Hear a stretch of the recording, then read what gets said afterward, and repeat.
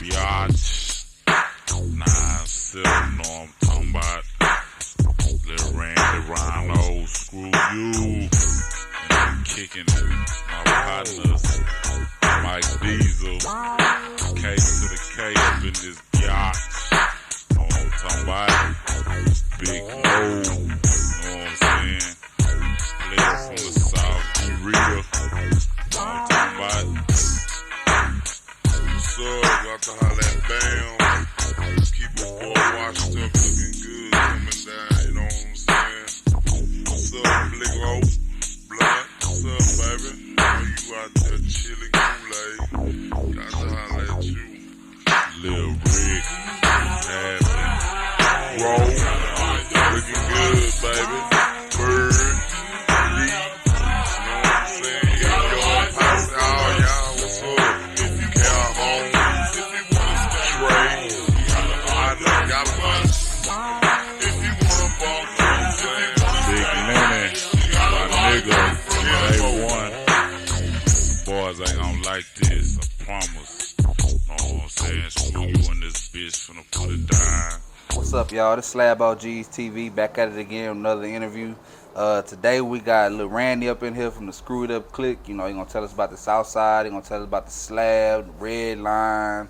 You know, talk about DJ Screw, and you know, basically talk about being the Southside player in Houston. So without further ado, we got Lil Randy up in here. So tell us where you from. What it do, man? Lil Randy, I'm in here, man. You know, we up here at the original Bam's Detail Shop, man, and this is pretty much where I'm from, man. I grew up 2 blocks from here, and yeah, so I used to roam these streets right there on corner Calhoun and Griggs. This is where I'm from. Okay. So is this considered 3rd Ward? Yeah, it's like it's 3rd Ward South Park. South Park. It's kind of like the divide. You know what I'm saying? Yeah, like you know in the how, middle. like if you ride straight up MLK, it go from 3rd Ward to South Park. This is like the middle of it. It's like from where 3rd Ward switch over into South Park. So Okay. you know, you're really not going wrong if you call it 3rd Ward, if you call it South Park. You know what I'm saying? We all know the 77021. That's a 3rd Ward zip code. So this is 77021. Okay. And man, can you tell us about some of the OGs you seen riding Slab, as a kid, coming up? Well, like I say, I grew up 2 blocks from Bam, so one of my original OGs riding Slab was Bam. You know what I'm saying? As a kid, he was a Slab rider. And then, my earliest day, when I just really got to know what the Slab was, yeah, people like Lynn, Keith Babin, that's my OG. Man, it's so many to name, man. But the people like that, you know what I'm saying? And I ain't gonna lie, at the early age, Blunt was like the youngest dude I ever seen on the Slab. And as a kid, like, what was some of the type of cars that they was riding in? Was it like early model, late model 70 cars? Was it early model 80 cars? What was it? Well, yeah, at the time, the cars was close to the years. So, like, Cutlasses, Monte Carlos, Cadillacs, of course, you know what I'm saying? They had like the Seville, before the slapback Seville was just the regular photo Seville, the slapback Seville, Fleetwoods, stuff like that, BMWs, the little small Benzes, those was out too. I think they was called 190s or 290s or something like that. Yeah. Okay. And I know Keith Babin was one of those people, and I don't think we ever spoke about him on the channel. Can you explain to the viewers who Keith Babin is and what he meant to the Southside? Man, Keith Babin, for y'all don't know, Keith Babin is the guy that found street military. He also found Bone Thugs, but he let them go. He never did sign them, but he did find, he discovered Bone Thugs too. But he is the dude that put street military together, you know what I'm saying? But he was real heavy out here in the streets, in the hood. He was well known, you know what I'm saying? Back in the Rodney O. Joe Cooley days when you had the finger waves, perms, and with the gazelles and stuff like that, he was kind of like, you know what I'm saying, one of the top dogs out here on the south side, you know what I'm saying? So, yeah. And what was he riding in? Because I know I heard about that van that he had. That van, man, that man had so much music in that van. Man, that van was serious, man. He had a flip-flop pearl paint on it with a rag, you know what I'm saying, on Momos, wood grain Momo steering wheel, you know what I'm saying? So, yeah. Okay. He was like one of the first dudes riding the flip-flop paint, you know what I'm saying? Well, it looked one color going the other way, and then it switched colors on it. Yeah. Yeah. Okay. And man, I always try to figure out, like, when it comes to the slab, I always ask OGs, like, what was it that made elbows the kind of the wheel that, you know, that was like solidified in Houston? Like, what made it elbows that wheel in Houston? You got to be the man to ride these. Man, I mean, the elbow, with as the years go by, it just got more and more popular. You know what I'm saying? It's like it made the car look so good because the beginning of it was because they came on Cadillacs. And you know, in the hood, back then, riding a Cadillac was like riding a Rolls Royce. Those rims came on the Cadillac. So it was like if you couldn't get the car, at least get the rims. You feel what I'm saying? Yeah. And that was the whole eye catcher about the elbow in the beginning. Yeah. You know what I'm saying? It was because you couldn't afford a Cadillac, but I got the Cadillac rims. You know what I'm saying? So that's how it all jumped off. Yeah. What kind of nigga did you kind of have to be to ride slab? What kind of what now? What kind of person did you have to be to ride slab?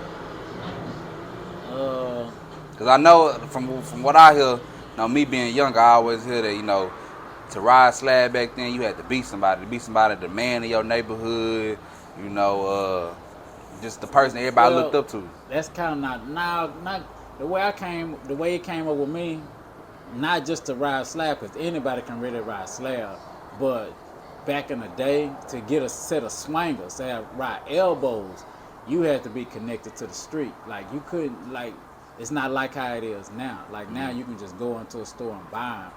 Back then, you couldn't do that. Like, somebody had to be the Adam. Like, and really the original way to get them was to take them off of a Cadillac. You know what I'm saying? So they had to be stolen from off of a Cadillac or some kind of way. Or, you know, if it was a person that had a Cadillac and didn't know what the rims meant to the person in the street, they would sell the rims to them. And then, you know, once the streets got the rims, they just circulated through the streets because you couldn't go buy them nowhere unless you bought a Cadillac. They didn't sell those rims just by themselves. Yeah. You feel me? So, yeah. Do you remember the first set of wheels you got? The first set of wheels I got? Yeah, and that you put them on. The first set of wheels I got was a set of 85s. And I put them on a Cutlass. You know what I'm saying? Yeah. What year model Cutlass? My Cutlass was 84, 85, I believe. Yeah.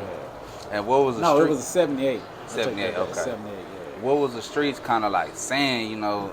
And I would imagine, you know, you was kind of younger, so. Yeah, I was young, but I mean, I'm going to be honest, that wasn't really just no major move. 85s wasn't really like, you know what I'm saying, like, oh, you just done killed the slab. Nah, it wasn't that. 85s, you know what I'm saying, 85s and 30s, you wasn't really, you know, you ain't really kill the slab until you got a set of swangers. Once you got some swangers, now you doing something. You feel what I'm saying? I'm talking about like the 83, 84, you know what I'm saying? Swangers came, they had some years like the 82 and 85. Those rims just didn't hit like the 83 and the 84 did. Yeah. Okay.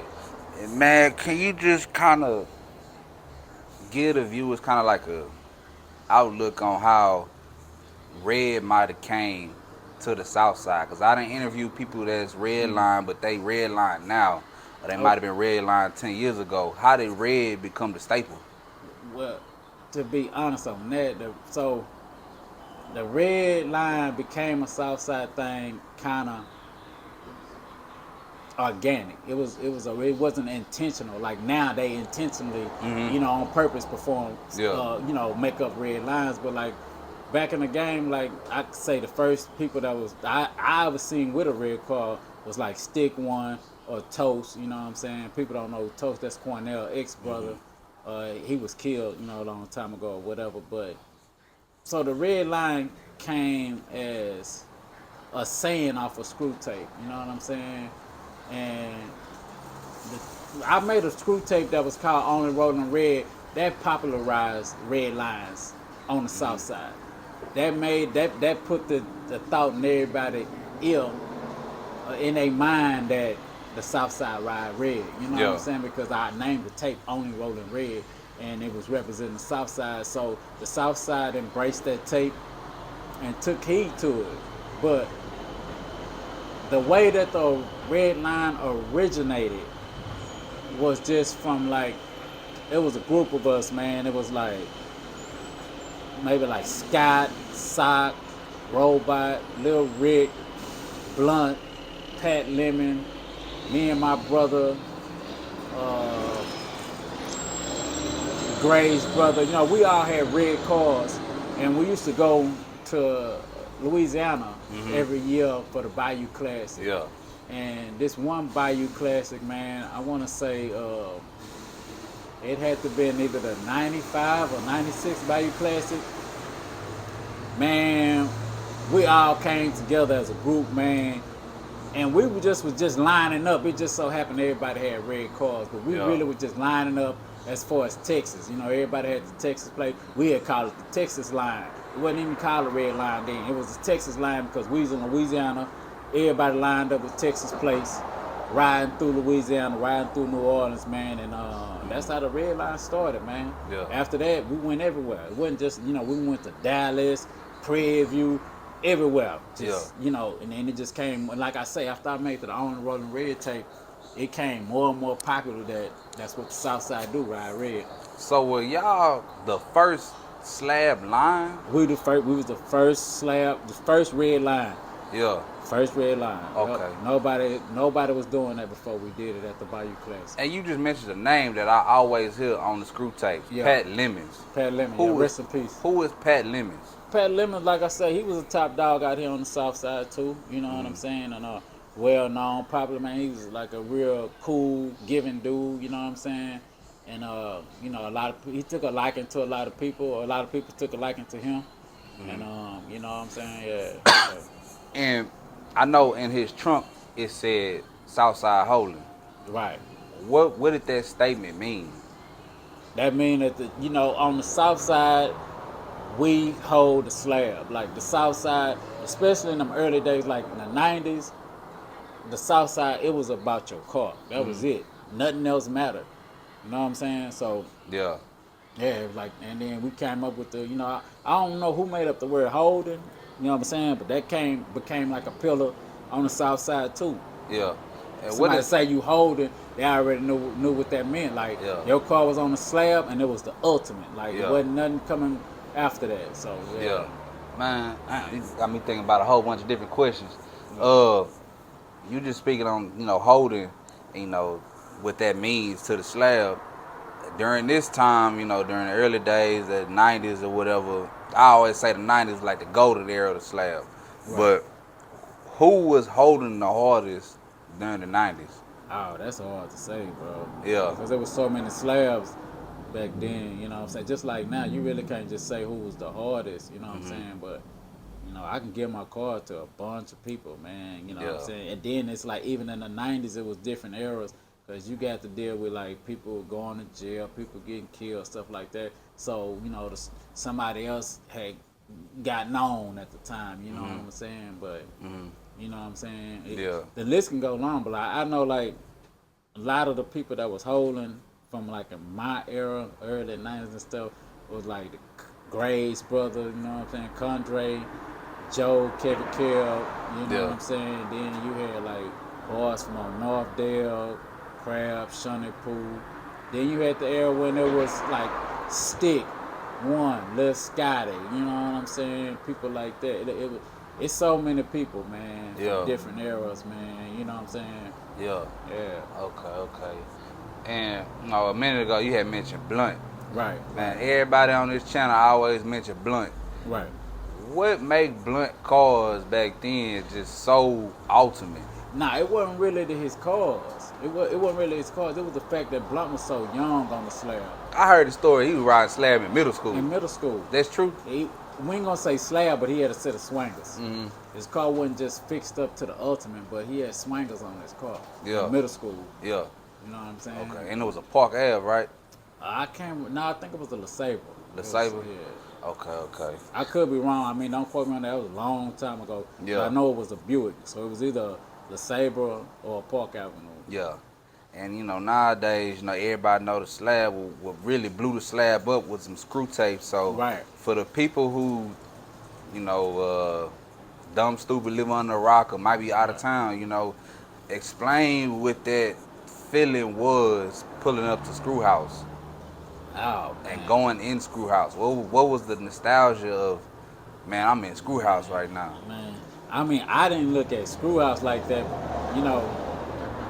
because, like I said, me and him was too close on being friends. But I'm gonna tell you, like, whenever I got a tape done from Screw, and I went to pick it up, now that was a feeling, man, because, man, picking up a Screw tape was like going to buy a new car, man. Yeah. It's like you just ordered a Ferrari and you got it candy red, you got chrome rims on it. It's like that feeling. If you ever went and picked up a brand new custom made vehicle that was so expensive and you went and picked it up and you just, you know what I'm saying? That's that's the feeling you got going to pick up a Screw tape. You know what I'm saying? Yeah. So like say, okay, we painting the picture for the viewers right now.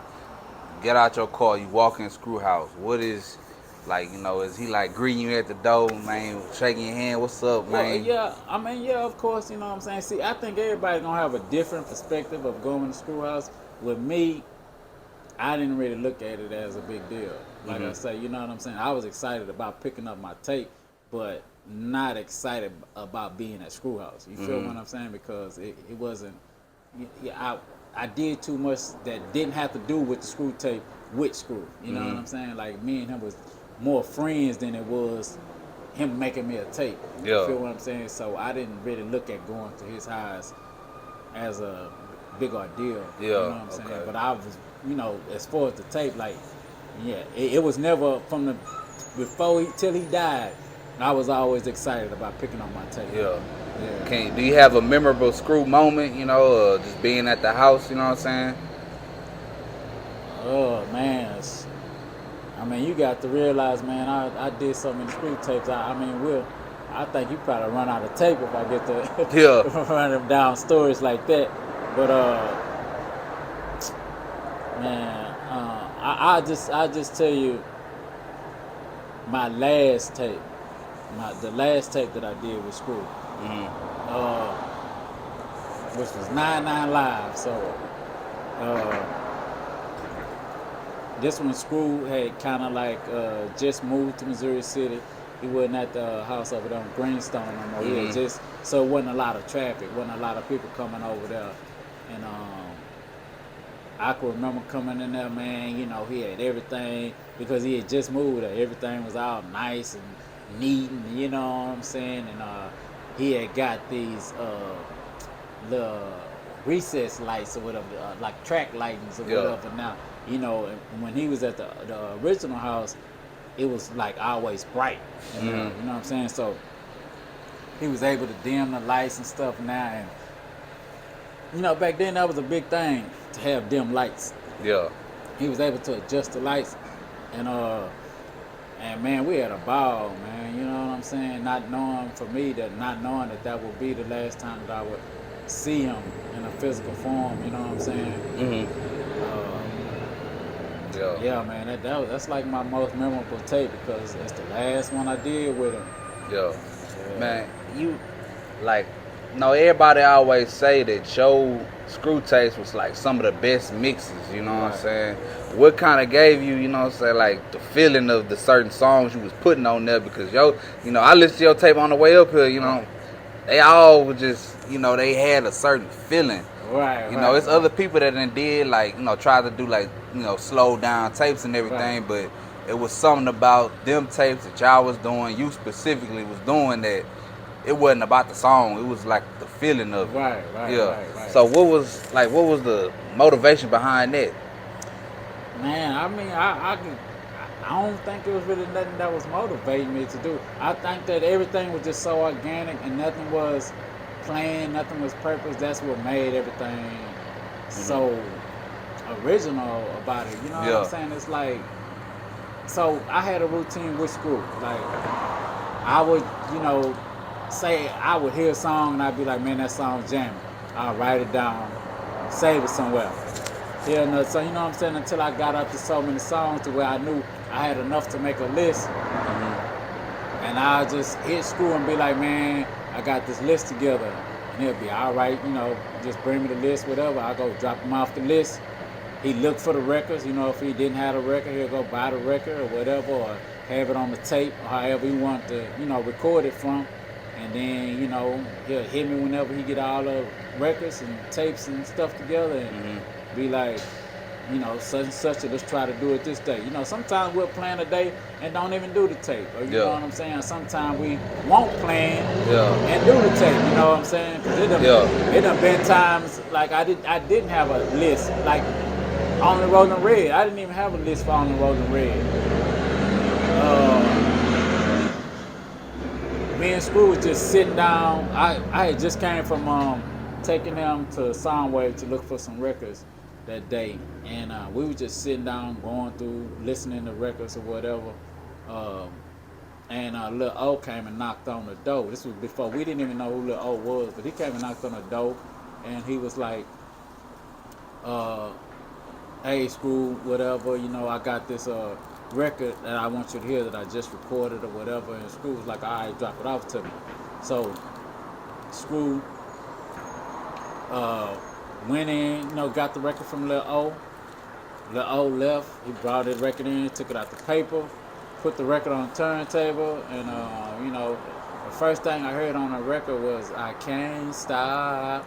You know what I'm saying? Yeah. And it was kind of like a little acapella at the beginning of the, not knowing that would be Destiny Child. That was Beyonce. He had Beyonce and Destiny Child on the record. So, it didn't take me but 2 seconds to hear that record. And then the old school sample came in. I was like, oh, no, I got to put that on the tape. You know what I'm saying? And then Screw was like, shit, what you want to do? And I was like, man, I'm finna put a list together right now. He was like, start working on it. I start going through records. He on one table listening to records. I got the headphones on the other table listening to records. And I come up with a list and we put it down. So you could damn near say you basically put out Destiny Child. We're going to go and say that. Lil O will tell you. You broke the streets with that. Lil O actually made a song giving me a shout out about putting his record on the Screwtape. Man, do y'all like, everybody that was in the Screwed Up Clique that was at that house, do y'all trip on,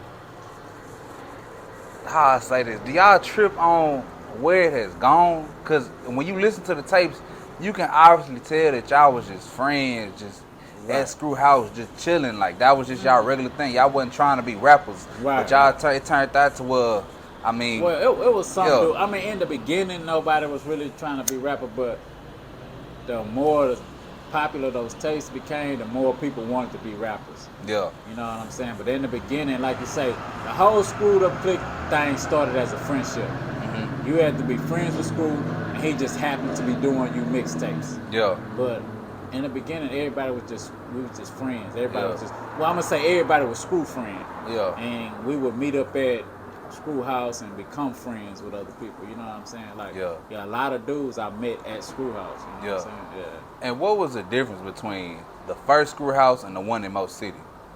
Because I always hear people talk about that. Less traffic.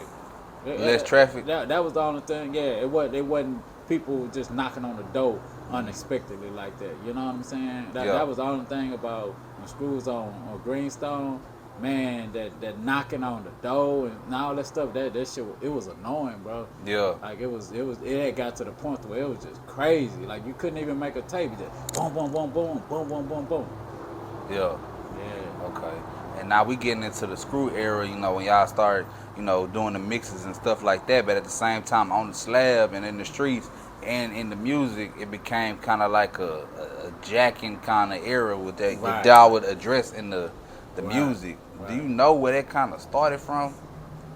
Without, you know what I'm saying? That really started right here where we at, up at Browns. You know what I'm saying? So it's like, man, like I say, the Southside, we was known for fixing up our cars. That was really, like, if you didn't have your car fixed up, you wasn't from the Southside. You know what I'm saying? Or you wasn't really making a statement on the Southside, and that was the thing. And you know what I'm saying? And it just, I don't know, man. Dudes from the other side of town just felt like robbing, I guess. I don't know, man. Yeah. You know, I mean, I'm just trying to be as honest without being like I'm trying to be disrespectful or hating or nothing. You know, I ain't on none of that. You know what I'm saying? But I can just speak the truth, though. You know what I'm saying? Like, we would have our slabs parked up here. You know what I'm saying? And this was like they little stakeout. They'll just ride up and down the street, seeing who up at Bam's. You know what I'm saying? Because like I say, Bam a pillar on the south side too. If you had a slab, you had to get your car washed up here. Yeah. You know what I'm saying? And that type of word travel, even like with on the Screwtapes. You know, I don't know how many times Bam has probably been mentioned on the Screwtape. Yeah. You know what I'm saying? So the word was out there. You know, that's where all the slabs be at.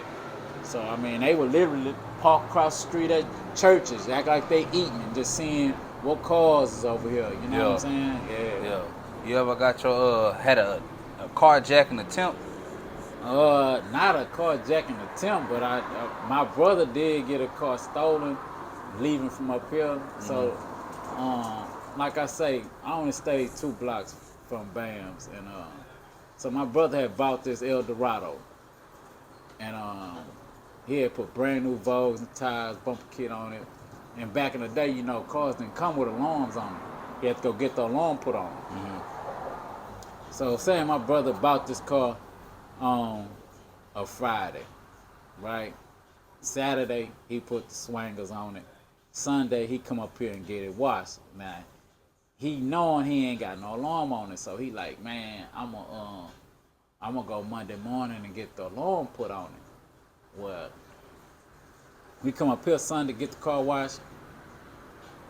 We go home, you know what I'm saying? We got a lot of partners with us, whatever. We smoking, drinking, doing all this shit.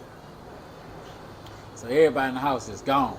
So we pull the car in the driveway, block the car on both sides and in the back. The car blocked in because it ain't no alarm on it.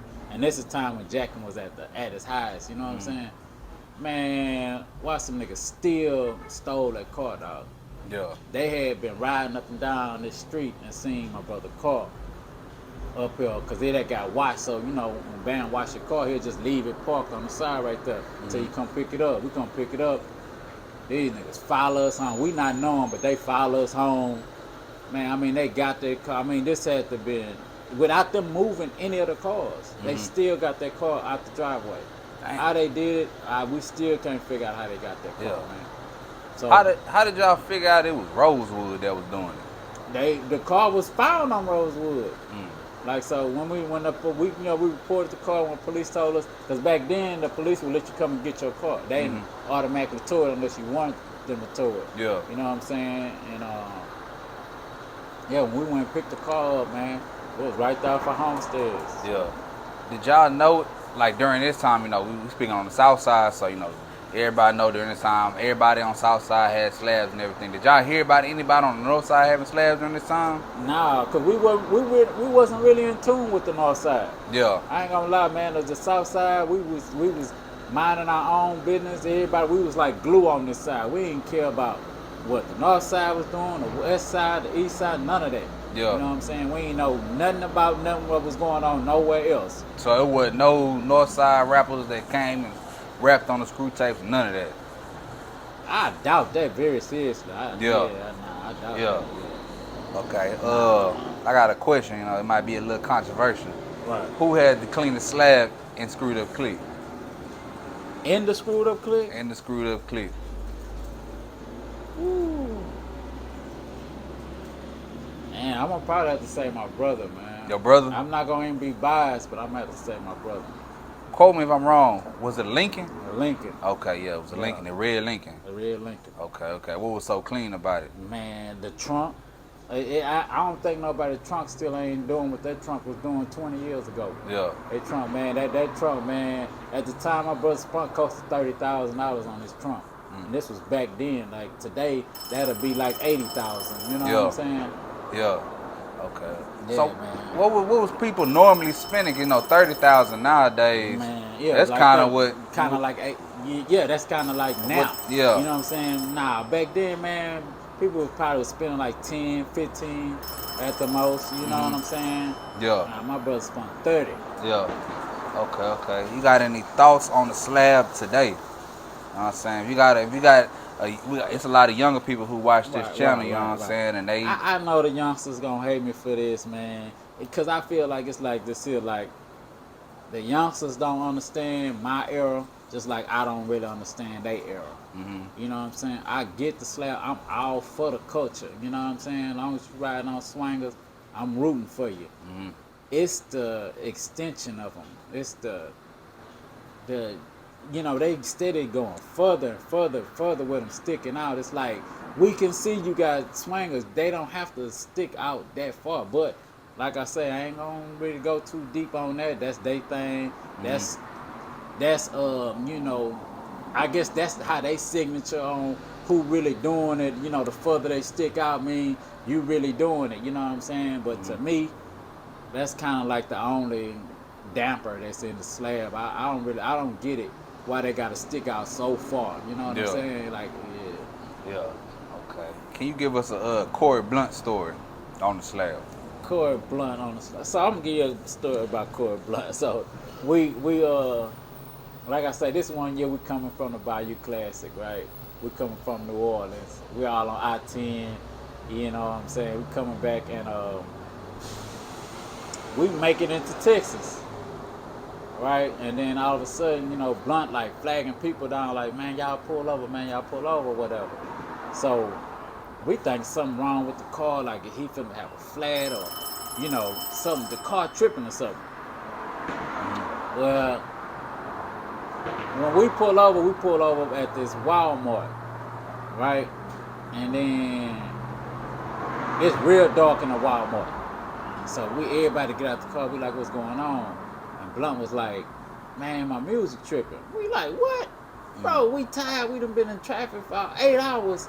You talking about your music? Yeah. So that's just how serious he was about to slap this man. He trying to bang all the way home. You know what I'm saying? So, man, out the blue, man, this older lady pull up on us and she's like, baby, I know y'all ain't from around here. Y'all better get in them pretty cars and get on, because I see them laws over there plotting up on y'all. We look over there, number of laws over there. Man, we jump in the cars, take off. We get on the highway, see what town we was in.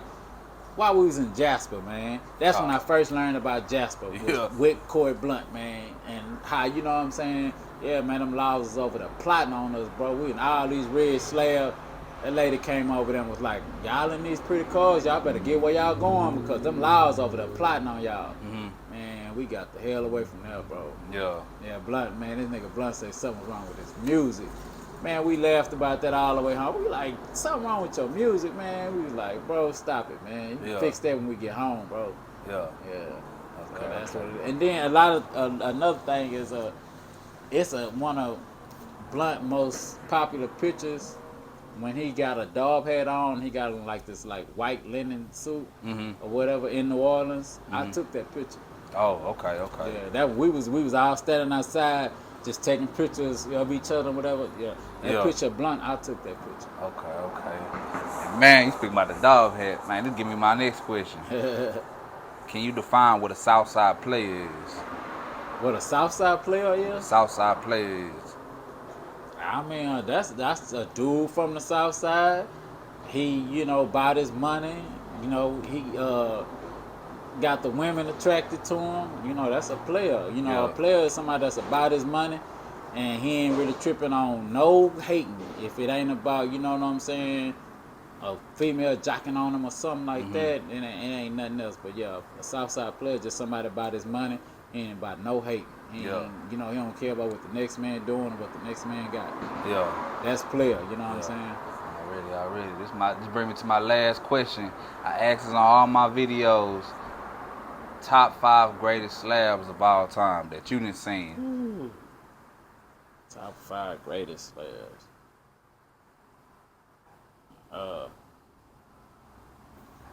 I'm not being biased, and I'm being honest. You know what I'm saying? Like, I'm gonna have to say my brother at 1. I'm gonna have to say Joe Graves at 2. I'm gonna have to say Lil Madney at 3, Duke of Madney at 3. I'm gonna have to say Corey Blunt at 4. and I'm gonna have to say stick one at 5 just because he one of the first to ride red. You know, he was the first to ride red, so I gotta give him. Even though, you know, Slabs had evolved so much from when he did it, I still got to give it to him with the number 5 spot. Was he the first to have candy paint too? I don't think he was the first to have candy. He was the first to ride red. Yeah. That I know of. You know what I'm saying? Yeah. Already, man. You got any shout outs we get up out of here? Man, I'm going to shout out to the Southside. Shout out to the Screwed Up Click. Rest in peace, DJ Screw. Big Mo, you know what I'm saying? All the real OGs. Oh, and Joe Pete, man. I can't forget about Joe Pete. Joe Pete was another slab rider. So I'm going to give him as a bonus, man. Yeah. You know what I'm saying? And if I ain't mistaken, that's Megan Thee Stallion daddy, It's Megan right? Thee Stallion daddy, yeah. Yeah, that's another crazy story, man. I held Megan Thee Stallion when she was born. You know what I'm saying? Yeah. Not knowing that she would end up being Megan Thee Stallion. You know? Okay, because shit, this might be kind of like the only thing I done heard about Megan Thee Stallion daddy, but Joe Pete, like who was Joe Pete? Like, cause you know, as I always see pictures or something like that of him, man. But I mean, who was he? Joe Pete, he was an all-around hustler, man. He was a go-getter. You know what I'm saying? I can't say nothing bad about him. And Joe Road Pete, Slab too. Joe Pete, actually, I'm gonna give you Joe Pete this credit to Joe Pete. Joe Pete was the first dude on the south side with diamonds in his mouth. The first one, like he had 1 carat stones in his teeth. Yeah. Already, man. You got anything else we get up out of here? Nah, man, that's it, man. Stay rolling slab, you know, Southside for life, man. All y'all out there on the slab, keep doing your thing, man. Keep representing the culture. You know what I'm saying? It don't stop, man. It just elevate. You know what I'm saying? Is it still Screwed Up Click for life? It's SUC for life, man. Already. This Slab OG TV back at it again with another interview. We out.